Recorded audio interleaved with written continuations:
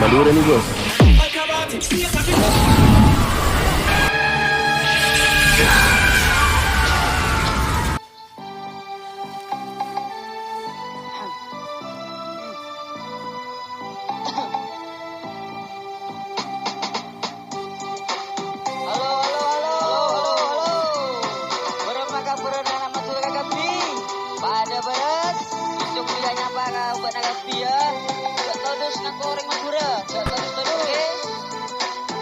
Ini adalah Mia saat masih kecil. Sejak kecil dia memang sudah mempunyai kelebihan dibanding dengan anak yang lain. Dalam tubuhnya terdapat aliran listrik yang gak bisa dijelaskan secara ilmiah. Oleh karena itu, ayahnya yang bernama Lauren selalu mencari tahu penyebab anaknya itu kok bisa mempunyai kekuatan seperti itu. Selain itu, Lauren juga beberapa waktu secara rutin mengikat Mia dan memberinya sentuhan listrik kepada tubuhnya tanpa diketahui apa sebenarnya tujuan ayah Mia itu melakukan semua itu. Tak hanya itu, Mia juga ditempatkan di kamar khusus yang memang bukan mirip lagi, udah benar-benar kayak penjara. Tapi Mia yang memang polos nggak pernah mikir apa-apa selain rasa sayangnya kepada sang ayah. Apalagi semenjak ibunya meninggal saat dia masih kecil. Dari kecil, Mia didoktrin untuk tidak menggunakan kekuatannya kecuali jika diperintah oleh sang ayah. Setelah dia semakin dewasa, kekuatannya semakin besar dan menjadi-jadi. Entah bagaimana ceritanya, ada seorang pejabat bernama Burado yang mengetahui tentang kekuatan si Mia hingga dia ingin sekali mendapatkan kekuatannya itu. Akhirnya dia menyuruh salah satu bawahannya yang bernama Shigetsugu untuk menangkap wanita itu.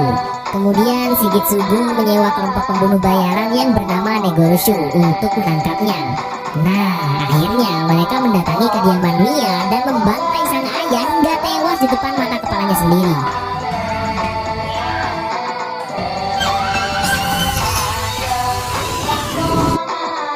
Untungnya Mia bisa kabur dari sana meski sang ayah harus rela mati demi sang anak tercinta. Setelah itu, para pembunuh bayaran itu terus melakukan pengejaran terhadap si Mia. Dalam perjalanannya, Mia mendengar desas-desus dari beberapa orang bahwa ada klan ninja yang dikenal dengan Rubah yang menyediakan jasa pembunuhan dengan harga yang sangat mahal. Mendengar itu, Mia yang memang sudah sangat galau melihat sang ayah dibunuh di depan matanya sendiri langsung mencari keberadaan klan ninja itu. Untung juga si Mia ini menyimpan cukup banyak koin emas sebelum dia kabur. Beberapa waktu, para pembunuh bayaran itu akhirnya menemukan si Mia.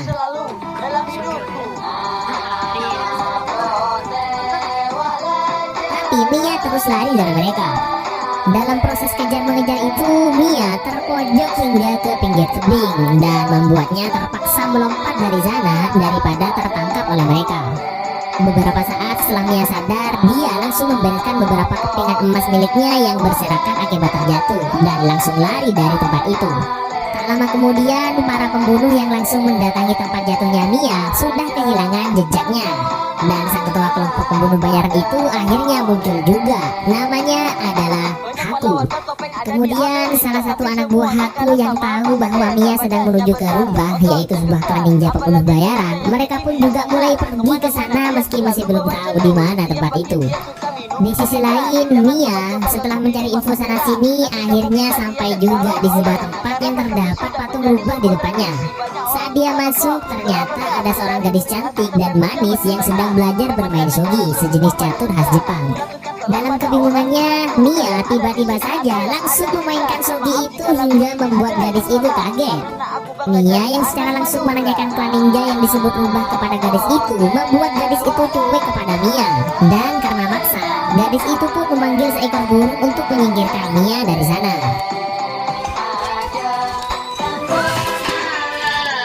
Tapi saat menyerang Mia, burung itu malah seperti tersengat listrik hingga membuatnya teler. Burung itu ternyata bukanlah burung asli, melainkan burung buatan. Telernya gak lama sih, bentar aja. Setelah itu burung itu langsung terbang lagi. Si gadis malah kaget melihat kekuatan dari Mia hingga akhirnya dia mengenalkan diri. Namanya adalah Rika Itsurugi. Setelah saling berkenalan, Rika akhirnya mengajak Mia ke dalam untuk menemui sang ketua klan yang tak lain adalah kakek Rika sendiri yang bernama Hyuei Itsurugi. Kakek-kakek wajah sangar ini bukan kakek-kakek biasa, tapi juga bukan kakek legend. Dia menanyakan apa keperluan Mia datang ke sini. Lalu setelah menceritakan semua kisah masa lalunya dan rencana balas dendamnya kepada kelompok pembunuh bayaran yang bernama Negoroshu, Mia mengeluarkan beberapa kepingan emas untuk dijadikan bayaran kepada klan ninja ini. Bagi kakek ini, semua emas itu belumlah cukup sebagai imbalannya. Oleh karena itu, Mia rela menyerahkan dirinya sepenuhnya agar klan ini mau membantunya membunuh kelompok Negoroshu. Hal itu malah membuat Rika sangat kasihan pada Mia, di mana saat Rika tahu bahwa Mia juga mengalami hal yang sama dengannya, yaitu ayahnya sama-sama dibunuh, dia pun langsung merasa simpati padanya. Tapi itu tetap gak bisa membuat kakeknya menurunkan tawarannya. Meski begitu, Mia tetap dengan pendiriannya. Yang penting Negoroshu dibunuh semua sebagai balasan atas kematian ayahnya. Setelah kesepakatan harga antara sang kakek sama si Mia selesai, ternyata kelompok Negoroshu malah datang ke tempat ini. Mereka membantai para penjaga dan masuk menerobos ke dalam.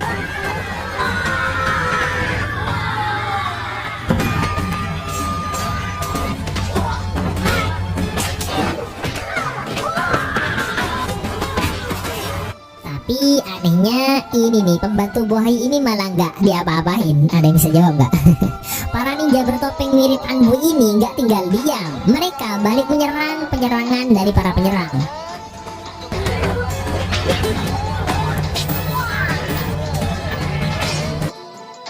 Nah, barulah Rika menunjukkan kemampuannya yang ternyata luar biasa. Nggak salah emang dia menjadi keturunan klan ninja terakhir Itsurugi. Kemudian tiba-tiba si gadis sangar kelompok Negoroshu datang menyerang Rika, Uta. Karena makin panas, Rika akhirnya ngambil topeng rubah putih dan lanjut tarung lagi sama si Uta.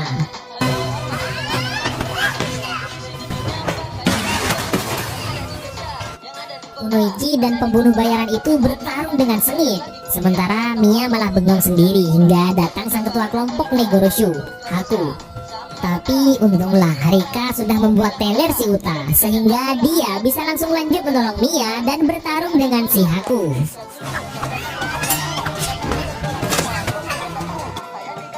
Tak lama kemudian 3 orang lagi datang membantu Haku untuk mengalahkan Rika. Ya 4 lawan 1 deh. Sang kakek kemana ya? Ya, si kakek masih tarung sama yang lainnya. Setelah itu dia hanya menyaksikan cucu manisnya bertarung dengan 4 orang itu.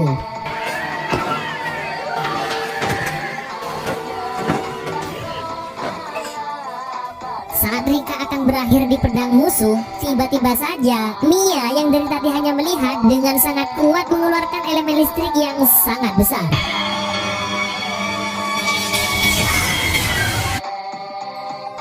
Dari kejauhan, sang kakek berharap Rika akan membunuh para musuhnya, tapi ternyata dia malah nolongin Mia.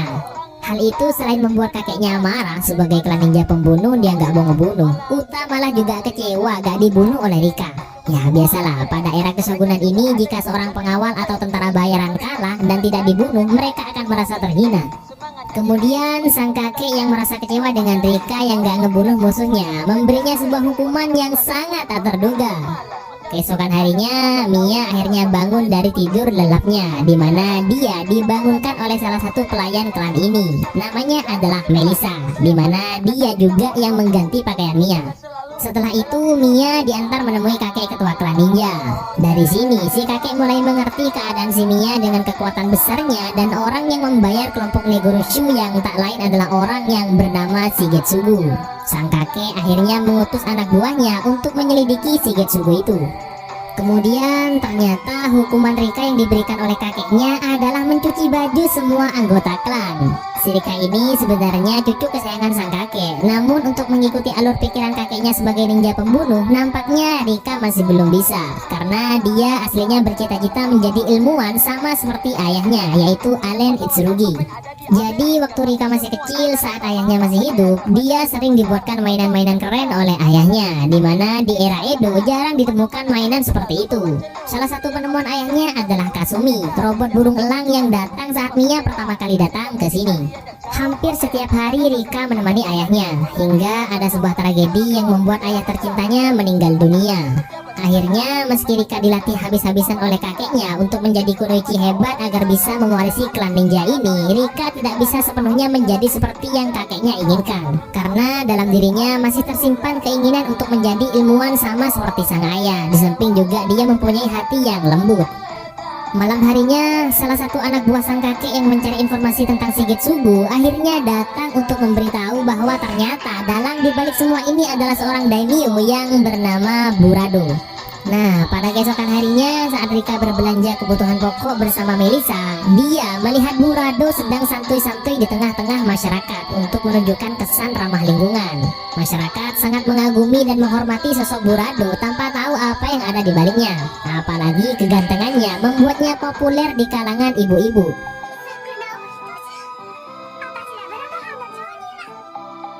Di belakang kerumunan ternyata ada seorang gelandangan yang ngomong gak jelas. Saat Rika dan Melisa dalam perjalanan pulang, mereka melihat seorang gelandangan tadi dibawa paksa oleh beberapa samurai dengan tuduhan pencurian. Karena Rika penasaran, akhirnya dia mengikuti mereka. Dan ternyata bukannya dibawa ke pusat keamanan, tapi gelandangan itu malah dibawa ke sebuah tempat yang gak diketahui banyak orang, semacam tempat rahasia. Kemudian Rika memanggil Kasumi, robot burung elangnya, untuk mengelabui penjaga sehingga dia bisa masuk ke dalam. Ternyata di dalam gelandangan itu diikat dan diberi tegangan listrik di tubuhnya. Beberapa orang melihat percobaan tersebut, termasuk Shigetsugu dan satu lagi, seseorang bertopeng. Getaran-getaran cinta listrik mengelilingi tubuh gelandangan itu, dan tak lama kemudian dia malah mati mengenaskan. Rika yang ngintip dari kejauhan melihat fenomena itu sama seperti yang ada pada tubuh Mia. Usut punya usut, ternyata orang-orang ini adalah bawahan dari sang daimyo di kota ini. Dan ini adalah kesekian kalinya mereka menculik orang-orang, khususnya yang hidup sendirian, jomblo nggak punya siapa-siapa, untuk dijadikan percobaan. Dan hingga saat ini belum pernah ada yang mampu menahan aliran listrik yang masuk ke tubuh mereka. Nah, dari sini juga Rika menyadari sesuatu, bahwa Mia menjadi incaran mereka untuk dijadikan percobaan juga. Acara pengintipan Rika tiba-tiba diketahui oleh salah seorang penjaga, tapi untungnya dia bisa kabur dari sana. Saat kembali, Rika langsung menemui Mia untuk mengkonfirmasi temuannya itu. Siapa tahu aja Mia mengetahui sesuatu tentang ini. Akhirnya Mia menceritakan masa lalunya semenjak dia masih kecil, dan semua tentang apa yang dia alami saat tinggal dengan ayahnya. Di malam ini juga ternyata ada hal yang tak terduga. Haku, sang ketua kelompok Negoroshu, tiba-tiba saja datang ke tempat klan Itsurugi, bukan untuk menyerang lagi, tapi untuk memberikan beberapa kepingan emas yang lebih banyak dari yang pernah diterima oleh kakek itu. Semua emas itu ternyata untuk membuat klan ninja ini membiarkan kelompok Negoroshu bisa dengan bebas mengambil Mia. Ya, karena emas yang diberikan oleh Haku lebih banyak daripada emas yang diberikan oleh Mia untuk membunuh kelompok Negoroshu. Akhirnya si kakek mempersilahkan Haku dan kelompoknya untuk membawa Mia. Segala sesuatu butuh uang, tapi ingat nih kawan-kawan semua, nggak semuanya bisa dibeli dengan uang. Malam itu juga Mia dibawa paksa oleh kelompok Haku untuk diserahkan kepada majikannya, yaitu Shigetsugu, di mana Shigetsugu ini adalah tangan kanan Burado sang daimyo. Keesokan harinya, Rika sudah gak menemukan Mia di kamarnya, yang ada malah si bohai Melisa. Rika pun langsung menemui kakeknya untuk menanyakan keberadaan Mia dengan nada marah-marah.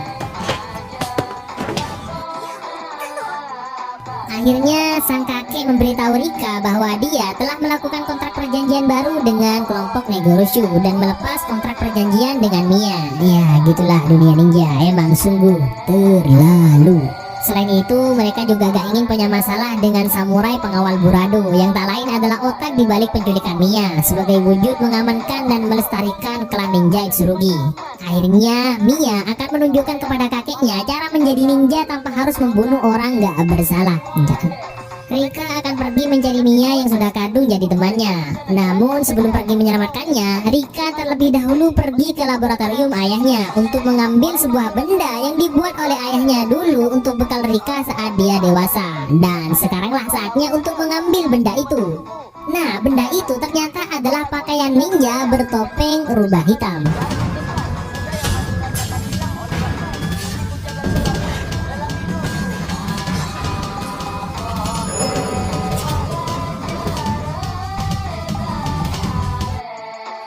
Di sisi lain, Mia ternyata sudah berada di tempat Shigetsugu. Di sana juga ada seseorang bertopeng. Dan hal yang sangat tak terduga dan paling mengejutkan Mia adalah saat seseorang bertopeng itu membuka topengnya dan ternyata Lauren, ayah Mia yang selama ini dianggap sudah mati akibat pembantaian kelompok Negoroshu. Sapaan ayahnya kepada Mia setelah berbulan-bulan gak bersua adalah, "Senang bertemu denganmu, Mia. Bulan ini tanpamu menjadi begitu sepi." Ternyata kejadian pembantaian di rumah Mia waktu itu memang sudah disetting seperti itu, dengan membuat ayah Mia seakan-akan mati mengenaskan di depan matanya, padahal ayahnya masih bisa bernapas lega. Semua itu dilakukan ternyata adalah untuk membuat Mia stres. Dengan begitu, kekuatan yang akan dihasilkan akan semakin besar. Dari lahir, Mia memang sudah menjadi percobaan ayahnya semenjak masih dalam kandungan ibunya, yang dia buat stres hingga melahirkan Mia dengan potensi kekuatan yang sangat luar biasa sebelum akhirnya ibu Mia meninggal dunia. Dan Lauren ini ternyata dulu adalah partner dari ayahnya Rika sebagai ilmuwan yang terobsesi dengan ilmu pengetahuan sebelum akhirnya dia berkhianat. Dia bekerja sama dengan Burado sang daimyo agar mendapatkan tunjangan atau dana untuk melakukan penelitiannya itu, di mana nantinya hasilnya akan dipakai oleh Burado untuk menguasai Jepang. Kemudian Lauren mengambil alat listrik untuk menyetrum Mia. Dengan tega, dia membuat anak cantiknya ini kehilangan masa depannya. Sementara itu, Rika yang sudah mengenakan pakaian ninja rubah hitam pergi mencari keberadaan kelompok Negoroshu yang ternyata sedang santuy-santuy ria, makan-makan dan mantap-mantap di sebuah rumah makan. Nah, saat itulah Rika si Kunoichi datang sendirian untuk membantai mereka.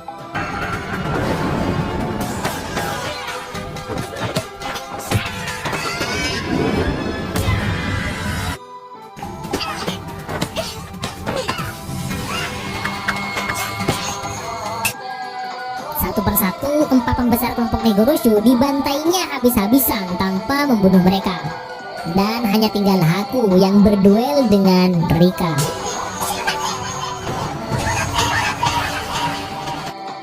Haku kalah sama si Rika. Akhirnya dari Haku inilah Rika tahu bahwa Mia ada di tempat yang dulu pernah dijadikan tempat percobaan si gelandangan. Lagi-lagi Rika menghina kelompok Negoroshu karena dia hanya membantainya tanpa membunuh. Hal itu merupakan penghinaan terbesar bagi mereka. Akhirnya kelompok Negoroshu mempunyai inisiatif untuk membalas perbuatan Rika dengan membantunya menyelamatkan Mia.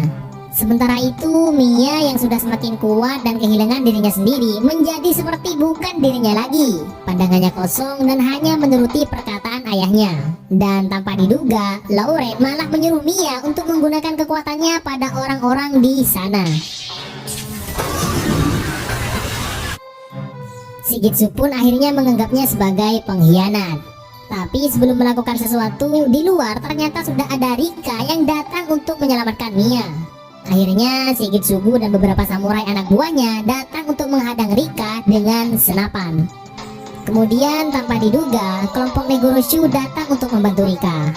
Hal itu mereka lakukan sebagai wujud pembalasan atas penghinaan yang dilakukan Rika karena tidak membunuh mereka.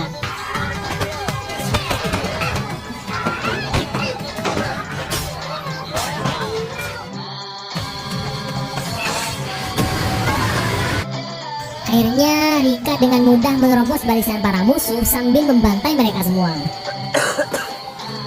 Sampailah Rika ke dalam, di mana di sana sudah ada Mia yang berdiri dengan pandangan kosong.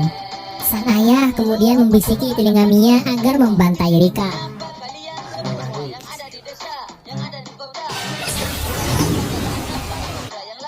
Rika berusaha menyadarkan Mia yang sudah nggak mengenal Rika lagi. Namun kembali dia menyerang Rika hingga membuat Rika nggak berdaya. Saat tekad Rika sudah mantap untuk balik membantai Mia dengan kekuatan penuh, tiba-tiba Kasumi datang menghentikannya. Dia tak ingin Rika bertarung dengan Mia. Tapi meski begitu, Mia makin membabi buta menyerang Rika dengan kekuatan listriknya.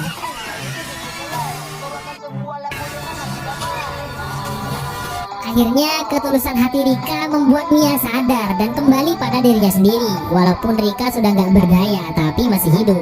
Kemudian akhirnya Mia memilih untuk berpisah dengan ayahnya yang sudah jahat kepadanya, tapi juga nggak akan membencinya karena ya mau gimana lagi, namanya juga ayah. Dan tanpa diduga, si Getsugu langsung menusuk sang ayah dari belakang dan dia pun harus tewas mengenaskan.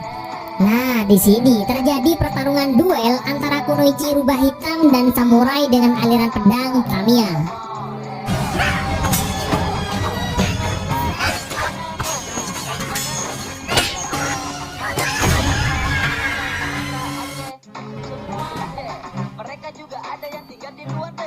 Rika memenangkan duel tanpa membunuh si Getsugu. Berakhirlah sudah ketegangan ini. Rika dan Mia pergi dari sana.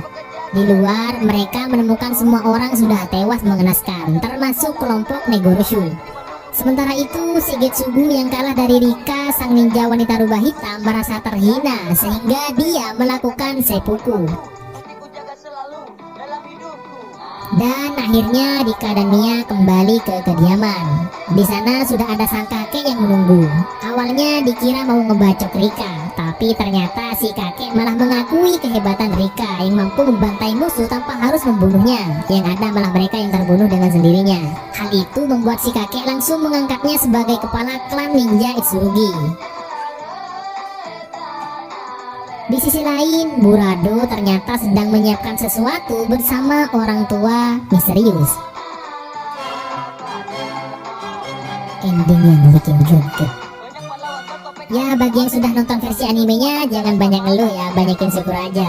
Karena emang nggak bisa dipaksain, film live action harus sama persis kayak di animenya. Jadi semoga masih terhibur dengan video kali ini. Mohon maaf jika ada kata-kata yang nggak berkenan di hati. Dan sampai jumpa di video selanjutnya.